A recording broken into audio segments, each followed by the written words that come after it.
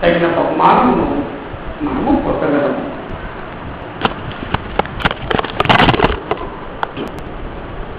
ఒకరితో ఇంకొకరు పోల్చుకొని జీవించడము అనేది మనుషులందరికీ సహజమే. అయితే మంచి పోలిక ఉంటుంది, చెడ్డ పోలిక ఉంటుంది. చెడ్డ పోలిక ఏంటి అంటే అతిశయించడము అని. అతిశయించడము వారికి లేదు, నాకుంది లేదు. అలాగే ఈ ఆలోచన, ఈ వైఖరి ఏం చేస్తుంది అంటే ఒక సందర్భంలో మనల్ని మనము అత్యంత వ్యక్తులమైతే దేవుని కంటే అధికులము అని స్థాయికి తీసుకువెళ్తుంది. ఇశ్రాయేలీయులు అన్యులు ఉన్నారు. అన్యులు విగ్రహారాధన చేసి దేవునికి దూరమయ్యారు. అబ్రహాము ఆత్మస్వరూపి అయిన జీవము గల దేవుణ్ణి మాత్రమే ఆరాధించేవాడు. అబ్రహాం సంతానానికి దేవుడు ప్రత్యేకమైన దీవెనలు ఇచ్చాడు. అబ్రహాం కుమారుడు ఇస్సాకు, ఇస్సాకు కుమారుడు యాకోబు, యాకోబుకు 12 మంది సంతానం. ఆ 12 మంది గోత్రకర్తలకు పుట్టిన వారందరినీ ఇశ్రాయేలీయులు అన్నారు. అయితే ఇశ్రాయేలీయులు దేవుడు తమ దేవుడే అని అతిశయించి, మీకు దేవుడు లేడు, మాకు దేవుడు ఉన్నాడు, మీకు నిరీక్షణ లేదు, మాకు నిరీక్షణ ఉంది, మీకు పరలోకం లేదు, మాకు పరలోకం ఉంది అని అతిశయించి జీవించడం మానేశారు. అతిశయించి జీవించడం మానేసేసరికి దేవుడు ఇశ్రాయేలీయుల్ని పక్కన పెట్టేసి అన్య జనులకు తను తాను బయలుపరచుకోవడమే కాకుండా రక్షణలోకి వారిని నడిపించాడు. అన్య జనులు దేవునికి దూరంగా ఉన్నారు. ఇప్పుడు దేవుని కనికరము, కృపను బట్టి రక్షించబడ్డారు కదా, వారు ఇశ్రాయేలు మీద అతిశయించడం మొదలుపెట్టారు. దేవుడు మిమ్మల్ని తిరస్కరించాడు, మమ్మల్ని చేర్చుకున్నాడు, మేము మీకంటే ఘనులమే అని. మనుషులతో మనుషులు పోల్చుకుంటే ఆధిక్యత కొరకు, అందం కొరకు, ధనము విషయంలోను, చదువు విషయంలోను, ఉద్యోగుల విషయంలోను, ఒకవేళ అధికారం ఉంటే అధికారం విషయంలోనూ అతిశయిస్తూ ఉంటారు. అతిశయించేవారు దేవుని మెప్పును పొందనేరరు. వారు భౌతికంగా ఇతరులతో పోల్చుకుంటూ అతిశయిస్తారు. కనుక అతిశయించేవారు దేవునికి ఇష్టలుగా ఉండనేరరు. ఎందుకు అంటే నేనేమైనా కలిగి ఉంటే దేవుని ఉచితమైన కృప వల్లే కలిగి ఉన్నాను, దేవుడు నాకు అనుగ్రహించాడు, నేను సంపాదించుకున్నది కాదు. అతిశయించడము అంటే నేను సంపాదించాను, నాది, నేను అన్న అహం ఏర్పడుతుంది. దేవుని పక్కన పెట్టేయడమే దాని అర్థం. దేవుడు పక్కన పెట్టేసిన వ్యక్తులమైతే ఇచ్చిన దేవుడు దాన్ని సంతోషంగా అంగీకరించడు. ఆ వైఖరి కొరింథీయులకు పౌలు రాసిన మొదటి పత్రికలో 1వ అధ్యాయం, కొరింథీ పట్టణంలో ఉండే కొరింథీయులు అంటే గ్రీస్ దేశంలో భాగము. అక్కయ అనే రాష్ట్రంలో కొరింథీ అనేది పట్టణము. ఆ కొరింథీయులు అందరికీ లేక గ్రీకులకు అతిశయించడము అనేది వాళ్ళ సంస్కృతి.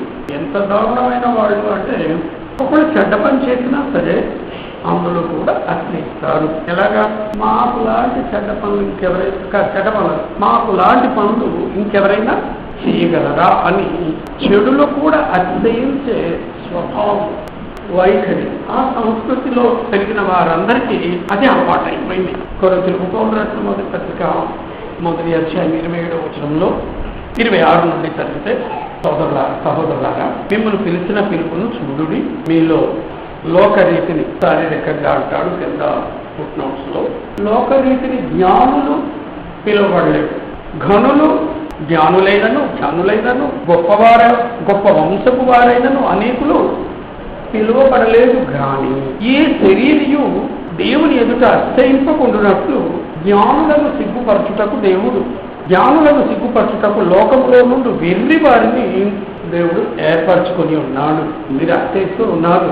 మీరేమి మిగతా గ్రీకులలో కొంతమంది జ్ఞానులు ఉన్నారు, వారి అంతటి వారు కాదు, వారిని మించిన వారు కాదు, అయినను మీరు అతిశయిస్తూనే ఉన్నారు. ఒకవేళ జ్ఞానుల్ని ఎన్నుకుంటే దేవుడు నా జ్ఞానాన్ని బట్టి దేవుడు ఎన్నుకున్నాడు, నా భక్తిని బట్టి దేవుడు ఎన్నుకున్నాడు, నాకుండే తెలివితేటలను బట్టి దేవుడు ఎన్నుకున్నాడు అని అతిశయించే అవకాశం ఉంటుంది. కానీ అలాగా అతిశయించే అవకాశాన్ని దేవుడు ఎవరికి ఎన్నడూ ఇవ్వలేదు. జ్ఞానులను సిగ్గుపరచుటకు లోకంలో నుండి వెర్రి వారిని దేవుడు ఏర్పరచుకొని ఉన్నాడు. మరి ఎవరిని? లోకము చేత ఎవరైతే వెర్రివారిని అనిపించుకుంటున్నారో వారిని దేవుడు ఎన్నుకున్నాడు. మీరు ఆ కోపకు చెందిన వారు. మర్చిపోదు, మీరు జ్ఞానులేమి కాదు. బలవంతులైన వారిని సిగ్గుపరచుటకు లోకములో బలహీనులైన వారిని దేవుడు ఏర్పరచుకొని ఉన్నాడు. మీరేమి బలవంతులు కాదు, మీరు బలహీనులు. ఎన్నికైన వారిని వ్యర్థము చేయుటకు లోకంలో నీచులైన వారిని, ధృవీకరింపబడిన వారిని, ఎన్నిక లేని వారిని దేవుడు ఏర్పరచుకొని ఉన్నాడు. ఎందుకు? ఏ శరీరయు దేవుని ఎదుట అతిశయింపకుండునట్లు అని. అంటే ఎవరు అతిశయింపకూడదు అని. ఈ ఒక్కరు అతిశయించకూడదు. అతిశయించే వాళ్ళంటే దేవునికి ఇష్టం లేదు. అత్యంత వాళ్ళందరూ ఏమనుకుంటారంటే ఇతరుల కంటే తాను ఘనుడను అని. అంటే వారు జ్ఞానము కాదు, వారి జ్ఞానము కంటే నేను జ్ఞానం గలవాడిని, వారి తెలివి కంటే నేను తెలివైన వారిని, నా అంతటి మాకుండే అంతటి ధనము సంపద వారికి లేదు, నేను చదువుకున్నంతగా వారు చదువుకోలేదు, నాకుండే బలము బంధువర్గము వారికి లేదు, అలాగే మాది గొప్ప వంశము, వాడు పనికి మళ్ళీ వాడు అనుకుంటూ ఇతరులను తృణీకరిస్తూ ఉంటారు. అధికారమును బట్టి అత్యించేవాడు ఉంటారు, అందమును బట్టి అత్యించేవాడు ఉంటారు. ఇతరుల కంటే తాను ధనుడు అనుకున్న వ్యక్తి నా అంతటి జ్ఞాని ఎవరు లేరని, లేక ఇతరుల కంటే తాను జ్ఞానం గలవాడని, తెలివైన వాడని, ధనవంతుడని, విద్యావంతుడని, బలమైన వాడని, గొప్ప మనసుకు గలవాడని, అధికారం కలిగిన వాడని, అందము గలవాడని, మాటకాడని, ఇంకా రకరకాలుగా అతిశయించేవాడు భౌతికమైన వాటిని గురించి అతిశయిస్తూ ఉంటాడు. అలాగే ఇతరుల పట్ల అతిశయించే వ్యక్తి ఇతరుల పట్ల పునీకారము, తులకన భావముతో వ్యవహరిస్తాడు, అగౌరవంతో వ్యవహరిస్తాడు, గౌరవించడు, అతిశయించేవాడు. ఇతరుల కంటే తాను ధనుడు అనుకుంటాడు. ఈ విషయాల్లో ఇతరుల పట్ల తృణీకారము, చులకన భావము, గౌరవం లేకుండా మాట్లాడతాడు. బహుశా ఇతరులలో ఉండే లోపానికంటే తానే అధికుడు అనుకుంటాడేమో.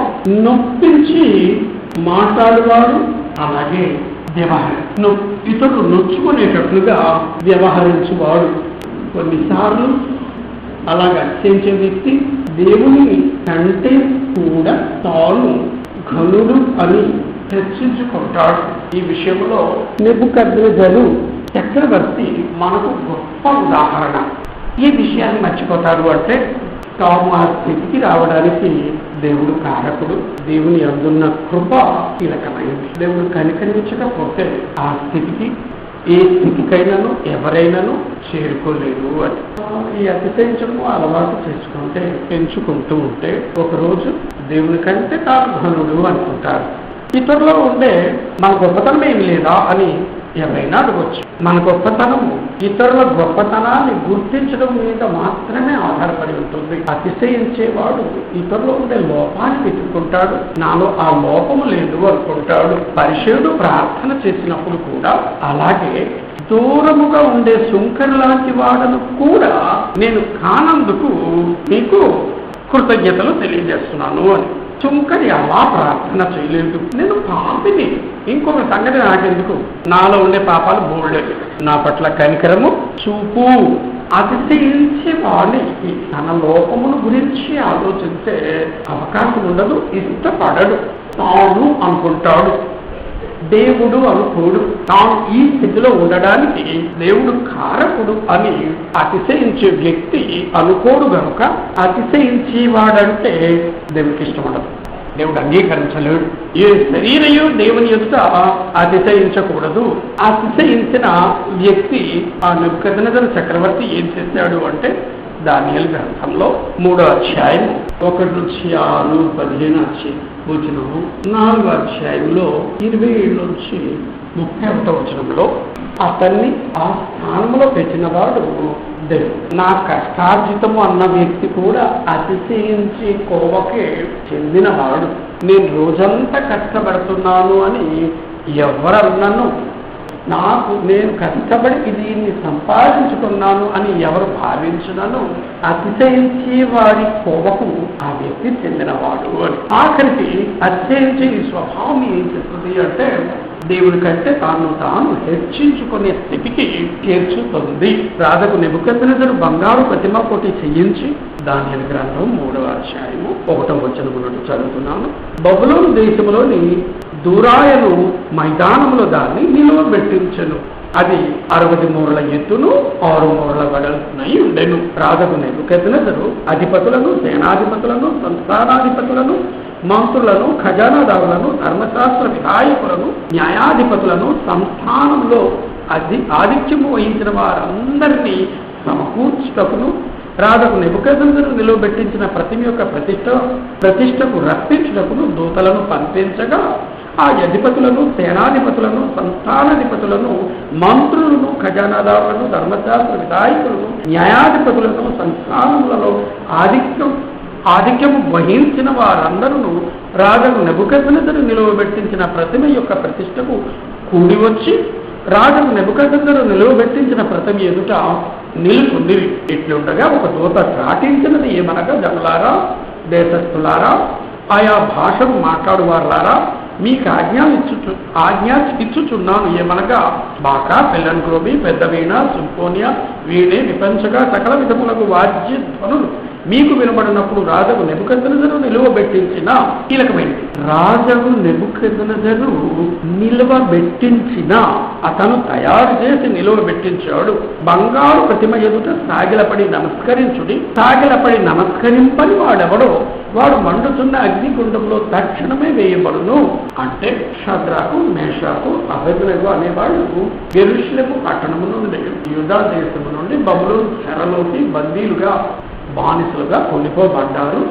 అప్పటికీ రాజు సంస్థానముల ఉద్యోగాన్ని కూడా సంపాదించుకున్న వారు మాత్రము విగ్రహానికి నమస్కారం, సాష్టాంగ ప్రణామము చేయలేదు. ఆ సందర్భంలో వారి గురించి ఫిర్యాదు అందితే నెబుకద్నెజరు వారిని పిలువ నంపించి వారికి ఒక అవకాశం ఇచ్చి మరలా ఆ వాయిద్యాలు వాయించినప్పుడు తాను నిలువబెట్టించిన విగ్రహ ప్రతిమకు 14వ వచనంలో అంటాడు, నేను నిలువబెట్టించిన బంగారు ప్రతిమకు నమస్కరించటం లేదని నాకు వినబడినదా?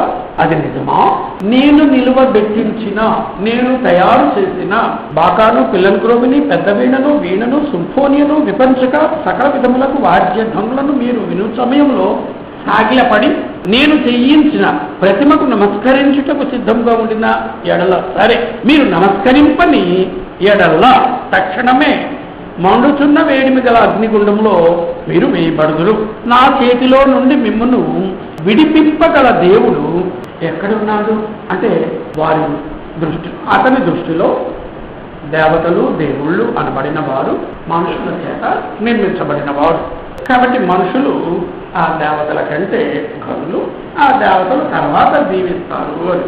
నెబుకద్నెజరు ఏమంటాడంటే, ఈ విగ్రహాన్ని నేను తయారు చేశాను, ఆ విగ్రహం కంటే లేక దేవుడి కంటే నేను గొప్ప. ఆ విగ్రహానికి మీరు నమస్కారం చేయకపోతే, సాగిల పడకపోతే మండుచున్న వేడిమి గల అగ్నిగుండంలో మిమ్మల్ని వేసేస్తాను. నేను చేయించాను కదా, నా చేతుల నుండి అది మిమ్మల్ని ఎలా విడిపిస్తుంది? ఒకవేళ దేవుడు, మీరు వేరే వేరే విగ్రహాలని పూజించే వ్యక్తులు ఉన్నారు కదా, మీ విగ్రహాలు ఒకవేళ వస్తే ఆ విగ్రహాలని ఒకవేళ ఉంటే అన్నిటికంటే నేను అధికుడిని, నా చేతిలో నుండి విడిపింపగల దేవుడు ఎక్కడున్నాడు? ఒకవేళ దేవుడు అనేవాడు ఉంటే నాకంటే తక్కువ వాడే.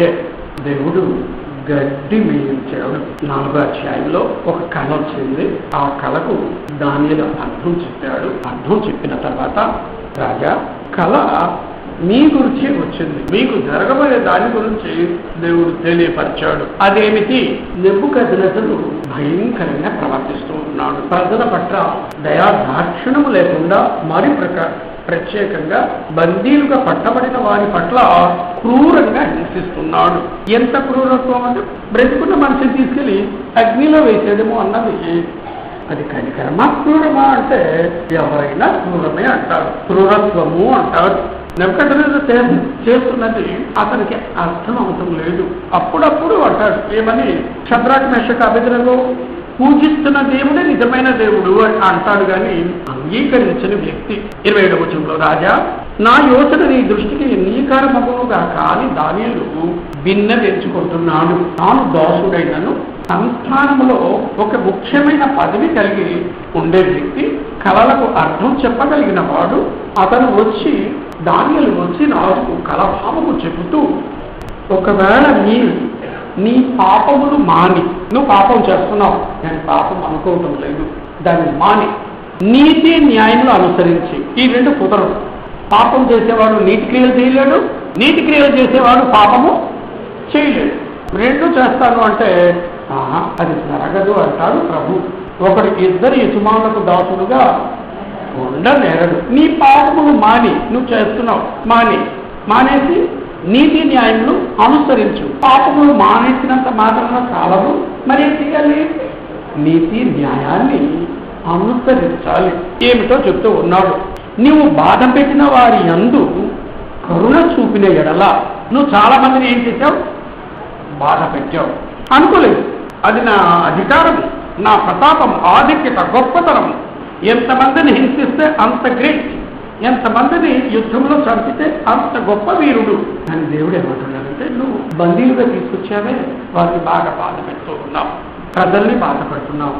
నువ్వు బాధ పెట్టిన వారిని ఏం చేయాలి? నువ్వు మానేసి ఏం చేయాలి? కనికరము చూపించవయ్యా. నీ స్థానము దేవుడు కనికరించి నిన్ను అక్కడ తీసుకెళ్ళి పెట్టాడు. నువ్వు సంపాదించుకోగలిగింది కాదు, సంపాదించింది కాదు. ఈ లోకంలోనికి వచ్చినప్పుడు ఎవరునూ ఏమీ తీసుకురాలేదు. పోతూ ఎవరిని దేనిని తీసుకుని పోలేము అని అలెగ్జాండర్ చక్రవర్తి తాను చనిపోయినప్పుడు పెట్టె తయారు చేసి తీసుకువెళ్తుంటే రెండు చేతులు బయట పెట్టేటట్లుగా, పెట్టిలో నుండి బయటకు వచ్చేటట్లుగా ఏర్పాటు చేయమని కోరాడట. నాకు తెలియదు, ఎవరో చెప్తే విన్నాను.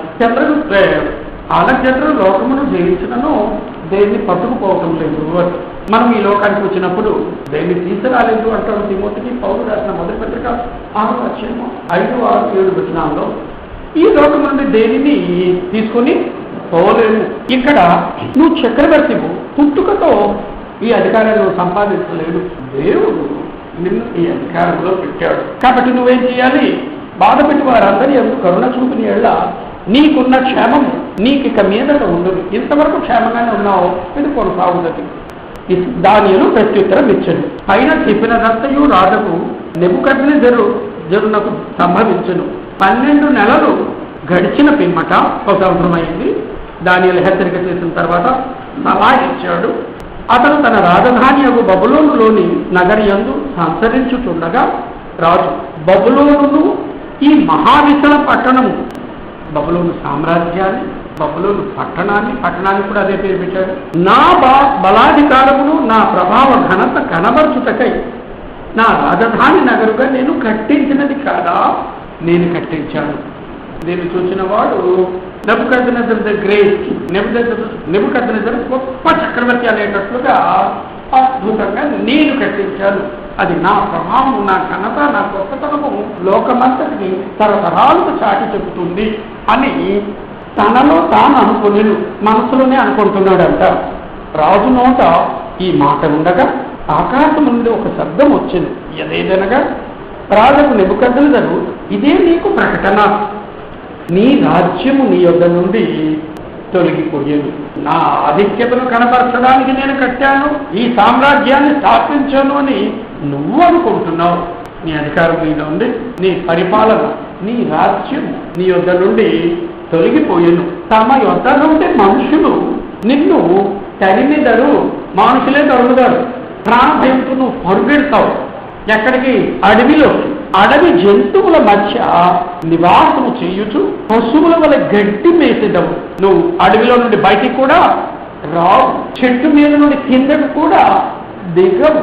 ఒక రాత్రి పూట దిగి ఏమైనా ఆకులు, గడ్డి, ఇంకేమైనా మంచులు తాగే అవకాశం ఉంటుందేమో. అడవి జంతువుల మధ్య నివాసము చేయదు, పశువుల వల్లే గడ్డి మేసేదవు. నువ్వు అతిశయించావు కదా, పశువులాగా గడ్డి తింటావు, నీకు తిండి కూడా ఉండదు, పళ్ళు కూడా ఉండవు.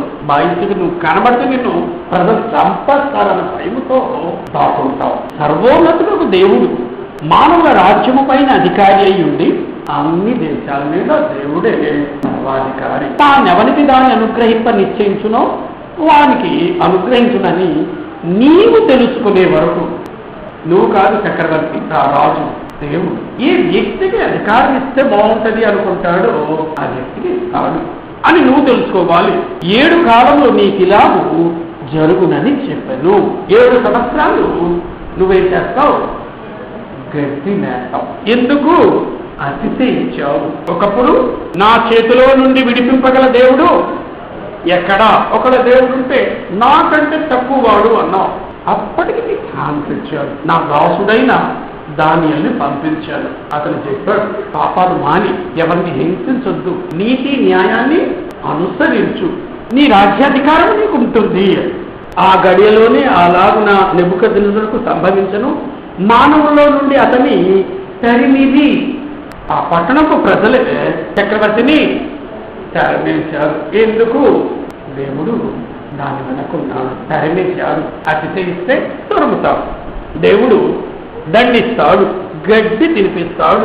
దేవుని కంటే ఘనుడు అని అనుకున్నాడు. కానీ 7 సంవత్సరాలు గడ్డి మేస్తూ బతికాడు. మరి అతనే చెప్పాలి కదా.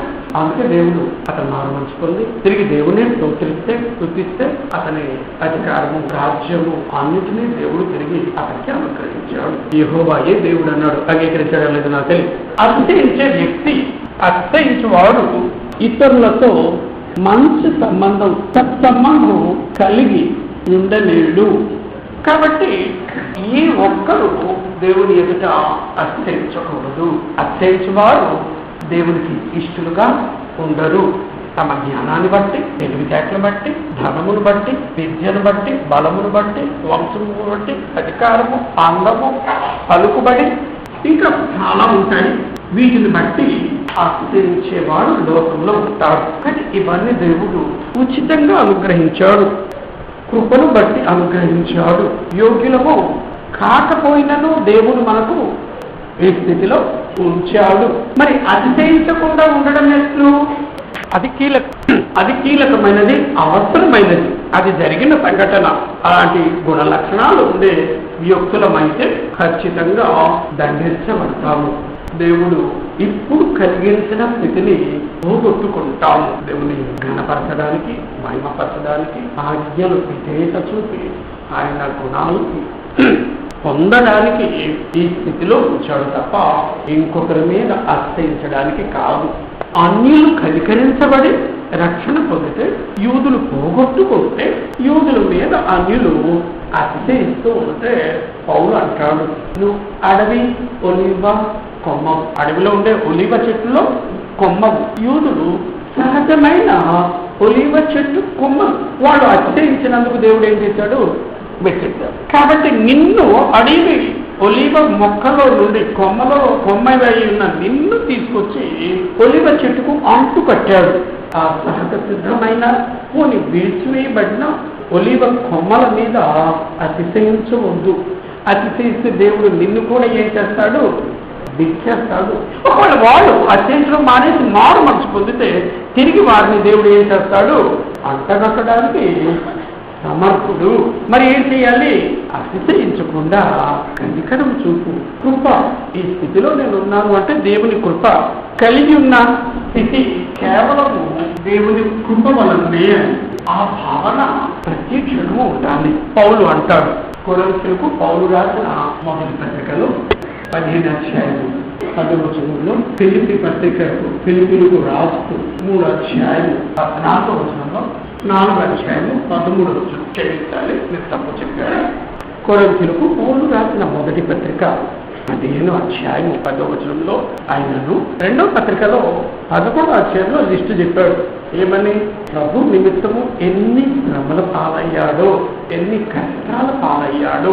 కానీ వాటన్నిటిని గురించి అతడు చెప్పిన మాట ఏంటి అంటే, ఆయనను నేనేమై ఉన్నానో అది దేవుని కృప వల్లనే అయ్యున్నాను, మరియు నాకు అనుగ్రహింపబడిన ఆయన కృప నిష్ఫలం కాలేదు.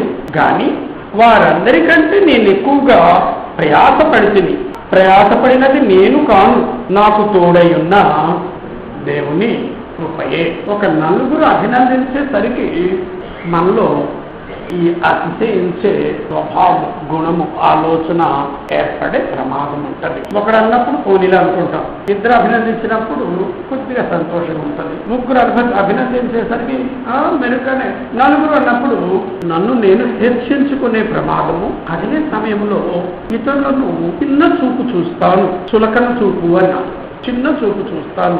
నేనే తెలివైన వాడను, నేనే జ్ఞానం గలవాడను, నేనే ఘనుడను, బలవంతుడను, విద్యావంతుడను, ధనవంతుడను, అధికారము గలవాడను, మాటకారిని, ఏదైనా అన్ని పనులు చేయగలిగిన సామర్థ్యము కలిగిన వాడను అని నన్ను నేను హెచ్చించుకుంటాను.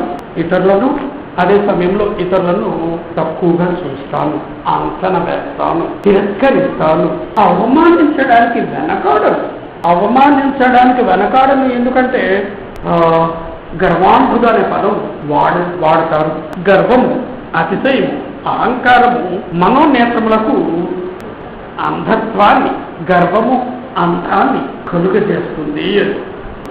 పౌలు అంటాడు, మిగతా వారికంటే ఒకవేళ నేను ఎక్కువ చేస్తే నేను కాదు, దేవుని కృప లేక కనికరము, కరుణ నా చేత ఈ పనులన్నీ చేయిస్తుంది. అలాగే కొన్ని వ్యక్తి పిలుపులకు పౌలు రాసిన పత్రికలో 4:13 నన్ను బలపరచువాని అందే నేను సమస్తమును చేయగలను అని. అంటే నేనేమైనా చేస్తే నేను కాదు, దేవుడు నా చేత చేస్తున్నాడు. ఏంటి చెడ్డవి కూడానా?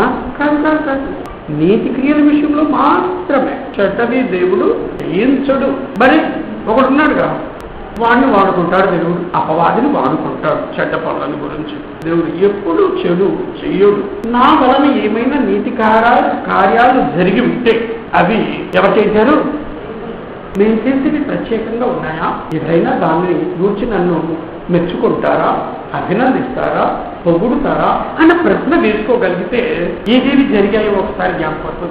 అదే సమయంలో ఏంటి ప్రమాదము అంటే నన్ను నేను హెచ్చించుకునే ప్రమాదం ఉంది. మత్తయి సువార్త 23:12 జీవ నియమాన్ని ప్రభు తెలియపరిచాడు. తను తాను హెచ్చించుకున్నవాడు మత్తయి సువార్త 23:12 చెప్పాడు. తను తాను హెచ్చించుకున్నవాడు తగ్గించబడును, తను తాను తగ్గించుకున్నవాడు. మరి ఎలాంటి వైఖరి ఉండాలి?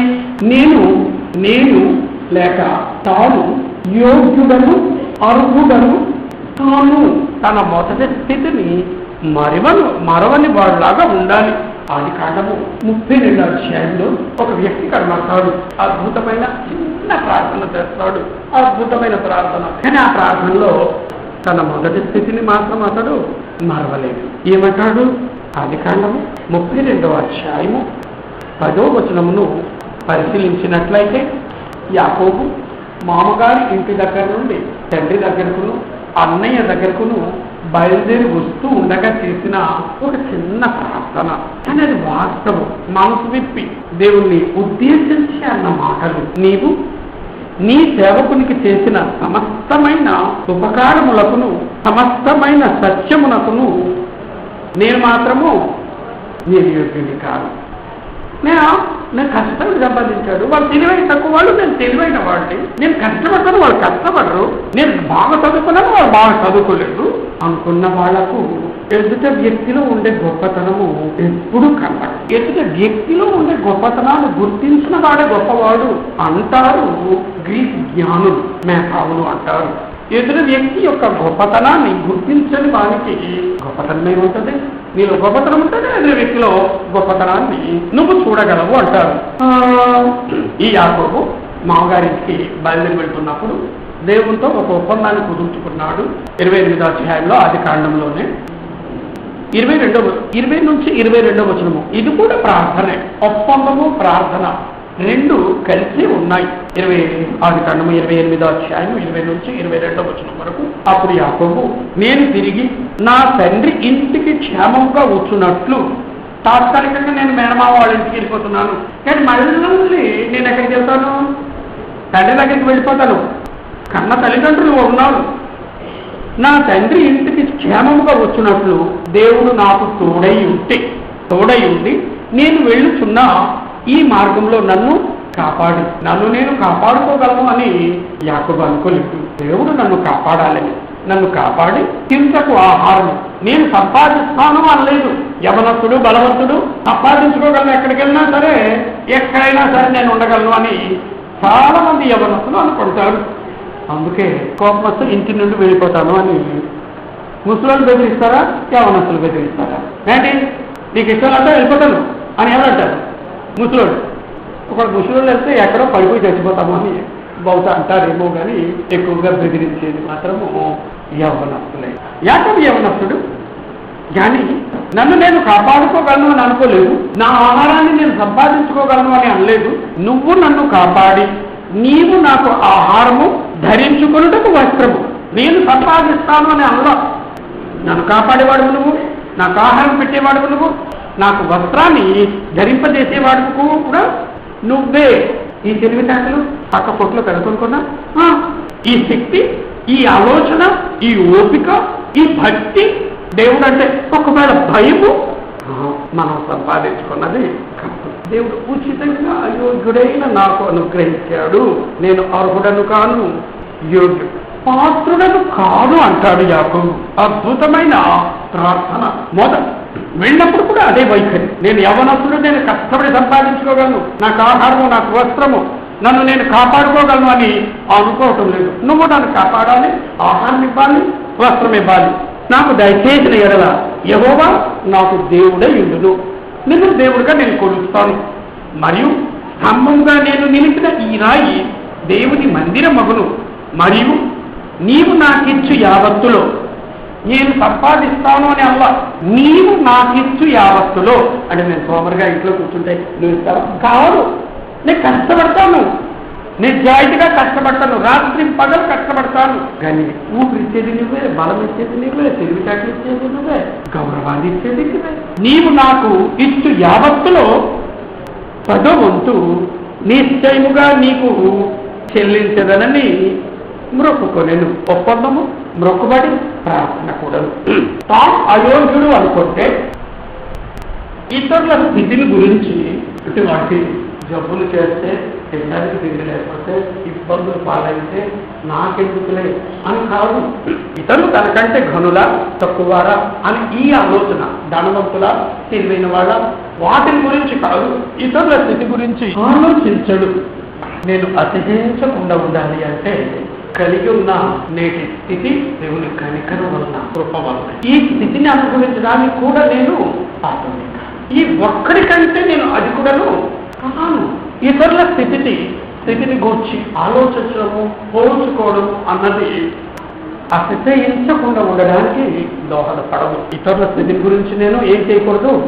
అది అసూయ, ఈర్ష్య, మత్సరము, ద్వేషాన్ని కలుగు చేస్తుంది. ఇతరులను హీనంగా చూడడము, వారి గురించి హీనంగా మాట్లాడడము, వారి లోపాల గురించి హీనంగా చూడడం అనేది చేయడానికి ఉపయోగపడుతుంది. ప్రార్థన గ్రంథకర్త ఏమంటాడంటే, నువ్వు అలా చేసావా నీ శత్రువు పడిపోతే, ఎవరికైనా హాని జరిగినప్పుడు నువ్వు నవ్వితే, ఆనందిస్తే వాళ్ళ మీద ఉండే కోపము నీ మీదకి తీసుకొస్తాను అని. అంటే దాని అర్థము శ్రమంలో, బాధల్లో, కష్టాల్లో ఉండేవారు, ఇబ్బందుల్లో ఉండేవారి పట్ల దేవుడు కోపము కలిగి ఉన్నావు.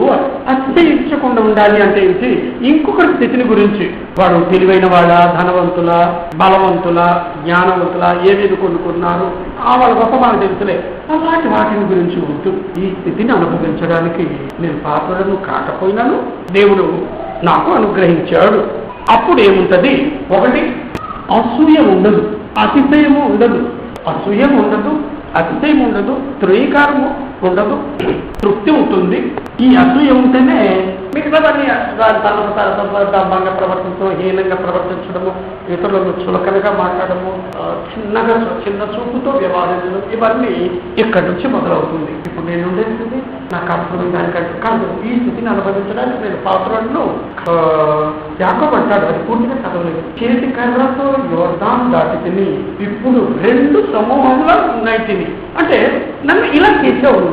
నా చేతిలో ఈ యోర్దాను దాటి వెళ్ళినప్పుడు ఒక చేతి కర్ర మాత్రమే ఉంది. మరి ఇప్పుడు ఇంత వచ్చింది అంటే నువ్వు వచ్చావు. మరి నేను వీటిని అనుభవించడానికి నేను యోగ్యుడిని, పాత్రుడిని. అతిశయం ఉండకుండా ఏం చేయాలి? అతిశయించకుండా, ఇతరుల స్థితిని గురించి ఆలోచించకుండా ఉంటే అసూయ ఉండదు, అతిశయము ఏర్పడదు. అలాగే ఇక ఏం చేయగలము అంటే తృప్తితో జీవించి తృప్తి కలిగి ఉంటాము. భయము, వణకు, దేవుడు అనుగ్రహించిన రక్షణను కొనసాగించుటకు కృషి చేస్తాం. ఫిలిప్పీ పత్రికలో 2వ అధ్యాయము 12వ వచనంలో ఆ మాట అన్నాడు. మనం ఆదికాండము 32వ అధ్యాయంలో సగం వరకే చదివాము కదా. నేను అపాత్రుడను అన్నాడు. నీవు నీ సేవకుడికి చేసిన సమస్తమైన ఉపకారమునకు సమస్త సత్యమునకు అపాత్రుడను. ఎట్లనగా ఎందుకు నా చేతి కర్రతో మాత్రమే ఈ యోర్దాను దాటి తిని ఇప్పుడు నేను 2 గుంపులనైతిని. నువ్వు చేశావు నన్ను, ఒక్కడిగా ఉండే నన్ను 2 సమూహాలకు 2 గుంపులకు అధిపతిని చేశావు, యజమాని చేశావు. నా పరిస్థితిని మొదటి స్థితిని ఎన్నడూ మరవకుండా, అది నా స్థితి. మీకు అప్పుడు ఇల్లేదుగా అంటే అవును, ఒకప్పుడు నాకు ఇల్లు లేదు. ఇప్పుడు ఉంటే దాని గురించి కాదు, ఒకప్పుడు నా మొదటి స్థితి నేను మరవకుండా ఉంటే. కొంతమంది అంటారు ఆడు మొదటి స్థితిని మర్చిపోయాడు, కళ్ళు మెతికిపోయాయి అని కొంతమంది కామెంట్ చేస్తూ ఉంటారు. అతిశయించకుండా ఉండాలి అంటే మొదటి స్థితిని ఎన్నడూ మరవకుండా ఉండాలి. ఫిలిప్పీ 2:12 ఏమంటాడు అంటే, కాగా నా ప్రియులారా మీరు ఎల్లప్పుడూ విధేయులై ఉన్న ప్రకారం నా ఎదుట ఉన్నప్పుడు మాత్రమే కాక, నేను వచ్చినప్పుడు ఫిలిప్పీలారా ఎలాగున్నాను, పౌలు ఏం చెప్తే అది చేసేసేవాడు. గుడ్, చాలా మంచిది. కానీ నా ఎదుట ఉన్నప్పుడు మాత్రమే కాక మరీ ఎక్కువగా నేను మీతో లేని ఈ కాలమందును ఏం చేసేవారట, భయముతోనూ వణకుతోనూ మీ సొంత రక్షణను నేనున్నప్పుడు కాదు, నేను లేనప్పుడు కూడా. అంటే దేవుని కుమారుడు అన్ని పరిస్థితుల్లో అన్ని వేళల్లో ఎలా ఉంటాడు, ఒకలాగా ఉంటాడు. నమస్కారం అండి, లోపల నేను తిట్టుకుంటూ ఉన్నాను అనుకో, తండ్రి నన్ను ఏమంటాడు, రే వేషధారి అవర్ధికుడా, నువ్వు నాకు ప్రార్థన చేస్తావా, నీవు ఏమి ఎరగనట్టు మాట్లాడతావా అనడా. దేవుని కుమారుడు ఎల్లప్పుడూ ఒకలాగే ఉంటాడు. నేనున్నప్పుడు ఎస్ చాలా భయభక్తులతో వ్యవహరించాడు. నేను చెప్పినవన్నీ చేశాడు, నేను కాదంటం లేదు. నేను మీ ఎదుట ఉన్నప్పుడు మాత్రమే కాకుండా నేను ఇప్పుడు మీ దగ్గర లేదు. అది ఏం చేయాలి, భయముతోనూ వణుకుతోనూ మీ సొంత రక్షణను. అంటే ఈ ఆలోచన వస్తే రక్షణను పోగొట్టుకుంటానేమో, ఆ ఆలోచన కంటిన్యూ అయిందనుకో, ఈ రోజు సాయంత్రము రేపు ఎల్లుండి కంటిన్యూ అయింది. ఇప్పుడు ఒకరి గురించి హేళనగా మాట్లాడాను, సాయంత్రం కూడా హేళన మాటే, రేపు ఎల్లుండి హేళనగానే మాట్లాడుతుంటే రక్షణను పోగొట్టుకుంటాం. మనుషులు ఎదుట ఉన్నప్పుడు ఒకలాగా, లేనప్పుడు ఇంకొకలాగా ప్రవర్తించేది దేవుని కుమారుని గుణము కాదు. నా ఎదుట ఉన్నప్పుడు కాదు, పౌలు ఉన్నప్పుడు ఫిలిప్పీలో ప్రతి ఒక్కరు చాలా వినయంగా, యథార్థంగా, సూటిగా, రక్షణ అంటే చాలా భయభక్తులతో పౌలు ఎదుట ప్రవర్తించారు. పౌలు ఇప్పుడు చెరసాలలో రోమ్లో ఉన్నాడు, వీళ్ళు ఫిలిప్పీ పట్టణంలో ఉన్నారు. ఇప్పుడు కూడా నేనున్నట్టుగానే మీరు ప్రవర్తిస్తే మీ సొంత రక్షణను మీరు కొనసాగించుకోగలిగిన వ్యక్తులు అవుతారు. అత్యయించకుండా ఉండాలి అంటే ఏ క్షణాలైనా సరే నా రక్షణను నేను పోగొట్టుకుంటాను అన్న భయము ఉండాలి. అందరితో సమాధానం, స్నేహము, సహవాసము కలిగి ఉండుటకు కృషి. అందరితో, ఇతరులతో సరైన సంబంధం లేకపోతే ఎలా ఉంటుంది పరిస్థితి? సామెతల గ్రంథకర్త చెప్తాడు, ఇతరులతో మంచి సంబంధం కలిగి ఉండలేడు. మరి ఎలా ఉంటాడు?